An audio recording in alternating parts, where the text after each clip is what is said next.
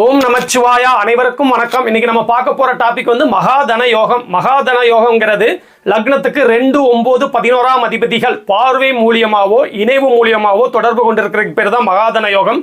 இந்த மகாதன யோகம் சிறப்பாக உள்ளவங்க வந்து செல்வாக்கு மிக்கவங்களாக, மிகப்பெரிய கோடீஸ்வரர்களாக, செல்வந்தர்களாக இருப்பாங்க அப்படிங்கிறது வந்து விதி. இதுல வந்து சில நுணுக்கமான விஷயங்களும் இருக்குது. அதுதான் நான் இன்னைக்கு வந்து உங்களுக்கு சொல்லி தர போறேன். உதாரணத்துக்கு ரிஷப லக்னம். ரிஷப லக்னத்துக்கு 2ஆம் அதிபதி வந்து புதன், 9ஆம் அதிபதி வந்து சனி, 11ஆம் அதிபதி வந்து குரு தான் வந்து 8ஆம் அதிபதியாகவும் வருவார். அதை இங்கே தெரிஞ்சுக்கிடணும். இவங்க 3 பேரும் பார்வை மூலியமாவோ இணைவு மூலியமாவோ தொடர்பு கொண்டிருக்கும் போது சனியோட பார்வையில வந்து குரு வந்து கண்டிப்பா பங்கம் அடைவார். ஆனால் குருவோட பார்வையில புதனும் சனியும் நல்ல நிலைமையில தான் இருப்பாங்க. இவங்க இணைஞ்சாலும் வந்து இதுதான் கணக்கு. குருவால மற்ற 2 கிரகங்கள் வந்து சுபத்துவப்படுத்தப்படும். சனி வந்து இணையறதுனால அங்க வந்து குரு வந்து பங்கம் தான் அடைவார். புதனுக்கு வந்து பெரிய பாதிப்புகள் இருக்காது. ஏன்னா சனி வந்து நண்பருங்கிற முறையில் குருவோட கூட தொடர்பு இருக்கிறதுனால அங்கே வந்து புதன் வந்து நல்ல நிலைமையில தான் இருப்பார். இந்த விஷயத்தையும் நீங்கள் தெரிஞ்சுக்கோங்க. இந்த மகாதன யோகங்கிறது ரிஷப லக்னக்காரங்களுக்கு 8ஆம் இடத்தோடு நடக்கும்போது அங்கே குரு 8ஆம் அதிபதியாக பாவத்துவமாக இருப்பார். இன்னொரு விஷயம் வந்து ஒரு யோகம் வந்து 6, 8, 12 மறையும் போது யோக பங்கம் அடையும் அப்படிங்கிறது நீங்கள் தெரிஞ்சுக்கிடணும். இந்த குரு தசை நடப்புல வரும்போது அவர் வந்து கண்டிப்பா நல்ல பலன்களை வந்து மகாதன யோக அடிப்படையில் வந்து செய்ய மாட்டாரு. அவர் அட்டமாதிபதியாக தான் செயல்படுவார்.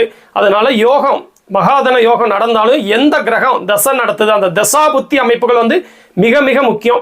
உதாரணத்துக்கு இதே அமைப்பு வந்து 10வது வீட்டில், லக்னத்துக்கு 10வது வீட்டில் சனியோட வீட்லயே நடந்திருந்தா கூட அங்க சனியோட வீட்டில் நடக்கிறதுனால 11ஆம் அதிபதியான குரு வந்து மறுபடியும் வந்து அவர் வீட்டுக்கு 12ல் மறைஞ்சிருப்பாரு.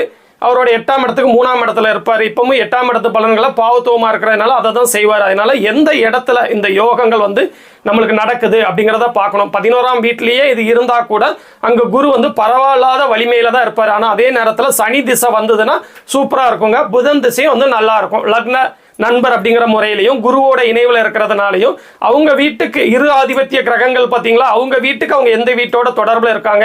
இந்த மாதிரி பல நுணுக்கமான விஷயங்களை வச்சு தான் நம்ம மகாதன யோகத்தை வந்து நம்ம முடிவு பண்ண முடியும்.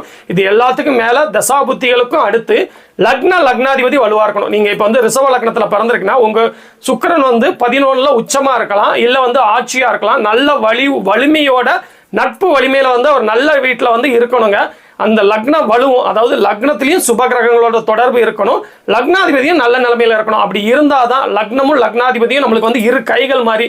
ஜாதகத்துல கிரகங்கள் கொடுக்குற நன்மைகளை பெற்றுக்கிறதுக்கு வந்து அவங்க தான் கைகளே சரியில்லாமல் இப்போ லக்னமும் பாவத்துவம் அடைஞ்சு லக்னாதிபதியும் பாவத்துவம் அடைஞ்சு சிறப்பான மகாதன யோகம் இருந்து என்னங்க பிரயோஜனம்? அதனால எந்த பிரயோஜனத்தையும் வந்து ஜாதகர் வந்து அனுபவிக்க முடியாத நிலைமையில தான் இருப்பாங்க. அதனால அனைத்துக்கும் முக்கியம் லக்னாதிபதி அப்படிங்கிறதையும் நீங்கள் வந்து தெரிஞ்சுக்கணும். இதே மாதிரி 12 லக்னத்துக்கும் வந்து கணக்கு வரும். இன்னைக்கு நான் வந்து ஒரு சின்ன மகாதன யோகத்தை பற்றி இந்த ஒரு சின்ன இன்ஃபர்மேஷனை மட்டும் கொடுக்குறேன். அடுத்து வர்ற நாட்களில் வேற ஜோதிட தகவல்களை எனக்கு தெரிஞ்ச முறையில் எளிமையான முறையில் நான் வந்து சொல்லி கொடுக்குறேங்க. ஓம் நமச்சிவாயா.